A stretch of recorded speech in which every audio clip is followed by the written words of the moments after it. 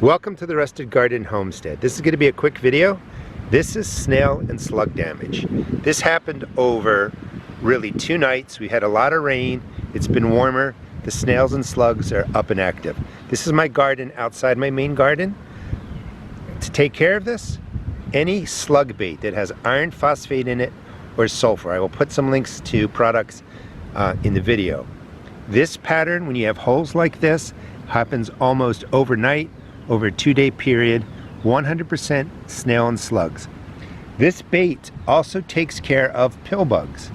A lot of people see them, a lot of people get them. It doesn't say that on the packaging, but I've had over a dozen people over the last week from my Q&A videos telling me that the slug baits work really well for pill bugs.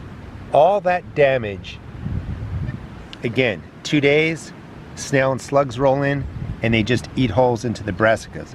Let me just show you some of the brassicas that are not damaged, and I've been putting down the slug bait, and then I'll show you how to use it.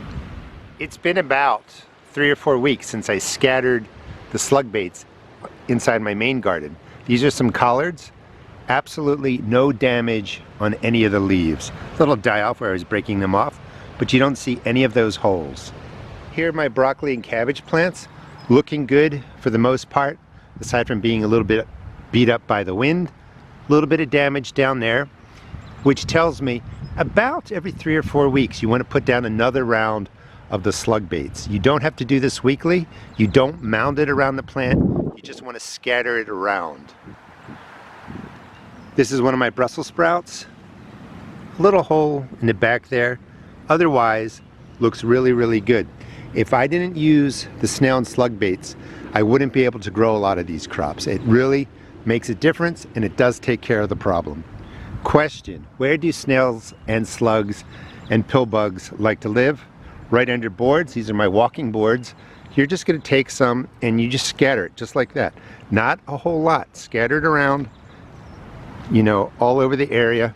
Where you have boards, throw some back where the boards are. And if you notice, it's just a scatter.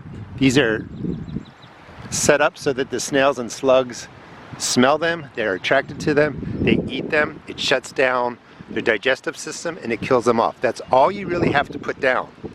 They are waterproof, they're going to last even with some rain, and like I was saying, I apply this maybe every 3 to 4 weeks. And along these boards, I would just scatter it right in there. They're going to crawl out, they're going to eat it. It does take 2 or 3 days for the snails and slugs to stop eating, so you may see a little bit more damage. But the baits work 100%. You want the baits that have either iron phosphate or sulfur. My main garden really doesn't have a problem with the snails and the slugs because I start putting it out before I'm even really planting. They'll start rolling out when you get a warm rain, the nights begin to warm up, they're looking for food. So if you go ahead and put out the baits now, maybe before you plant a lot, you're going to kill off a lot of them. You want to keep doing this every 3 or 4 weeks, you know, for a couple of months. In some areas maybe you have to do it, you know, every month.